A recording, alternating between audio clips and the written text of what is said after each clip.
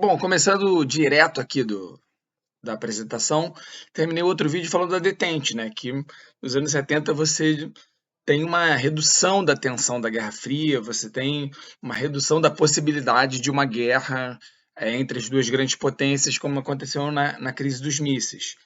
E um dos grandes motivos para isso vem de um evento de 1973, que está diretamente ligado à Guerra do Yom Kippur, que é uma guerra do mundo árabe contra Israel. Israel tem o apoio dos Estados Unidos, em parte por conta disso, não é só isso, mas em parte por conta disso, o mundo árabe planeja um boicote do petróleo. Eles eram o principal fornecedor, e são, né, o principal fornecedor de petróleo de boa parte do mundo, e aí isso gera a crise do petróleo. A crise do petróleo vai abalar primeiro o mundo ocidental, mas ao longo da década de 70 vai abalar o mundo oriental também. E aí os países passam a ter mais problemas internos, né? Estados Unidos e União Soviética têm mais problemas internos dentro do seu próprio país, dentro do seu próprio bloco, do que ficar, enfim, arranjando confusão um com o outro. Então, essa crise, que tem uma importância muito grande para o mundo, né? É o começo de uma fase conservadora, é a ascensão do neoliberalismo, é a crise do estado do bem-estar social, o Estado não tem mais tanto dinheiro para gastar, tem uma série de coisas que vão acontecer a partir daí, não só por causa disso, mas a partir dali. Mas no que se refere à Guerra Fria, o que importa manter em mente é isso, é uma redução da tensão. Em 79, você tem, de cara, a eleição da Margaret Thatcher, primeira-ministra na Inglaterra, uma primeira-ministra do Partido Conservador, que fez uma campanha, por um lado, moralista, com base na família, nos valores da família, valores cristãos e tal, mas, por outro lado, na necessidade de retomar um liberalismo, enxugar o Estado e tal.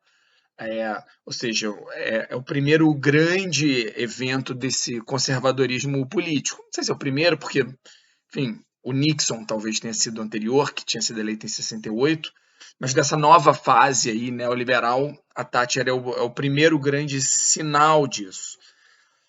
E em 79 também tem o segundo choque do petróleo, e aí sim, se o primeiro choque já tinha abalado o mundo inteiro, o segundo é para derrubar, né? O segundo é tapa na cara com mão aberta, assim, todo mundo foi pego de surpresa, assim, por esse novo choque. E aí você tem falta de abastecimento em vários países, tem várias fotos de longas linhas, filas de carro para abastecer, tanto nos Estados Unidos, na Inglaterra e tal. E aí reforçou ainda mais essa ideia, né, de problemas internos. O segundo choque vai ser bastante mais intenso para a União Soviética e para o bloco comunista, que tinha menos condições de dar a volta por cima, já que a economia era muito menos dinâmica do que a economia do Ocidente.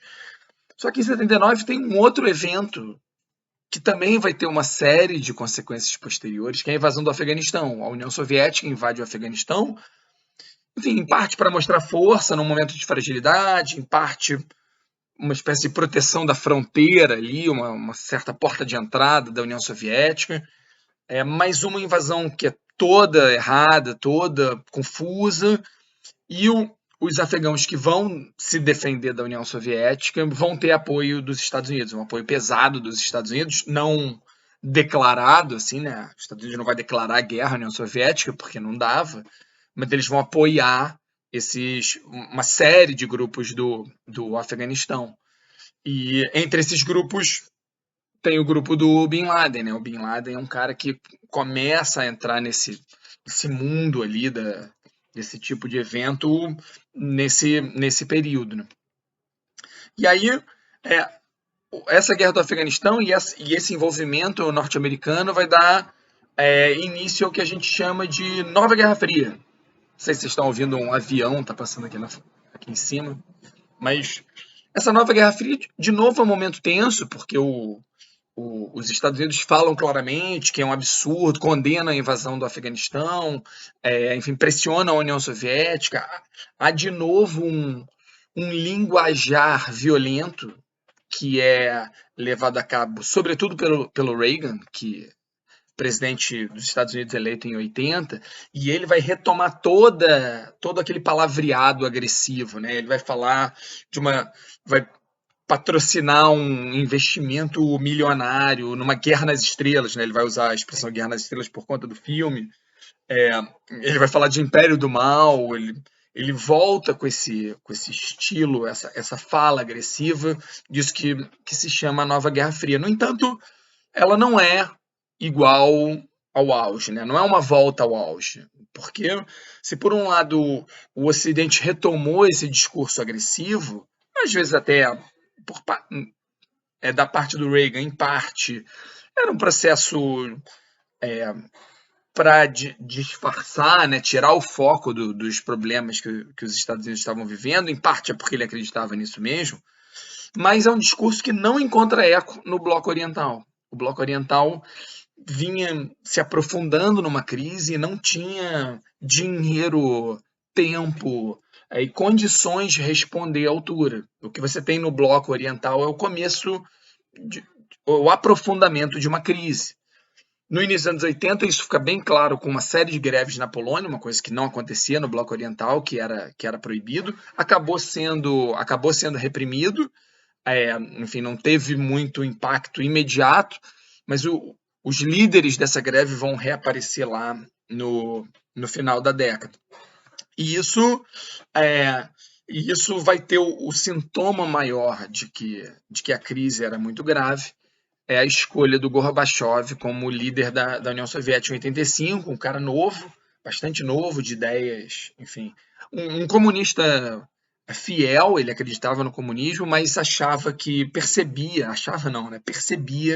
que não dava mais, que era preciso alguma modificação, alguma liberdade econômica, alguma liberdade política, porque aquele sufocamento que a União Soviética promovia no Bloco Oriental e na sua população, ela era, enfim, ela no fim das contas era prejudicial a eles próprios, a própria União Soviética, ao governo, à economia. Enfim, um novo avião parando aqui, desculpa mais uma vez. No entanto, as primeiras medidas do Gorbachev, as famosas perestroika e glasnost, né, medidas de liberdade, de alguma liberdade econômica e política, elas não dão resultado. Né? Você estava aí há 70 anos quase vivendo num regime fechado, as pessoas simplesmente, a economia não se reinventa de uma hora para outra, não é simples assim, todo mundo tem medo do que pode fazer, o que deve fazer. Na verdade, a grande virada da União Soviética é em 1886, com um acidente em Chernobyl. Quando estoura uma usina nuclear em Chernobyl, e, enfim, tem até uma série, acho que é na HBO, quem tem HBO vale a pena ver, acho que se chama Chernobyl, que é sensacional, assim, muito bem pesquisada. E aí você vê como todo o sistema soviético ele era feito de uma maneira que não tinha mais para onde ir, né? Era muita gente incompetente, era muita gente, enfim, que estava nos cargos por motivos só políticos, só porque, enfim, puxou o saco do chefe, porque era um membro fiel do Partido Comunista. Então, mesmo numa área extremamente técnica, como uma usina nuclear, você tem pessoas escondendo o problema real porque tem medo de ser demitido, porque tem medo de sofrer uma punição pior, né, de ser mandado para Sibéria, sei lá, ser preso, porque era assim que as coisas funcionavam. Então, um acidente que em si já era muito perigoso para a vida na Europa até, quase inviabilizou a vida em parte da Europa. Chegou um determinado momento ali em que, se mais uma parte explodisse, parte da vida na Europa teria se tornado inviável, assim, um negócio muito absurdo. Teve radiação chegando na Irlanda, né? Um negócio muito, muito grande. Quando estoura Chernobyl é que o Gorbachev se dá conta que não dá para mudar um pouquinho, tem que mudar muito.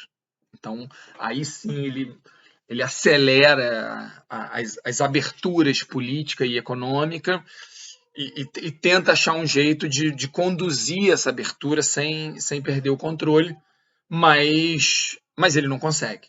em 89, percebendo que a União Soviética largou um pouco o controle, você tem uma série de países saindo do bloco, um atrás do outro, Hungria, Polônia, Tchecoslováquia, Romênia, Bulgária, até que no fim de 89, a queda do Muro de Berlim, que já apontava para uma unificação da Alemanha sob o comando da Alemanha Ocidental, porque ninguém imaginava na Alemanha Ocidental se juntar ao bloco comunista.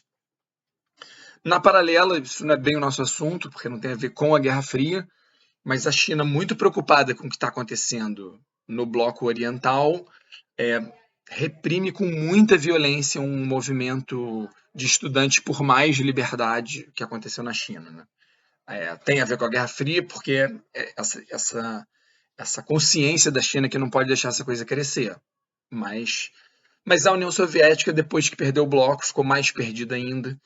E em 91, o Gorbachev anuncia o fim da União Soviética, e aí os países que formavam a União Soviética poderiam formar uma espécie de confederação ou alguma união em outras bases que não a base violenta que tinha sido inicialmente. Os Estados Unidos vão dizer que ganharam a Guerra Fria, mas no fundo não foi isso, né? No fundo a União Soviética perdeu sozinha. Os caras pisaram na bola. É muito mais uma derrota própria do sistema do que uma pressão norte-americana que levou a isso.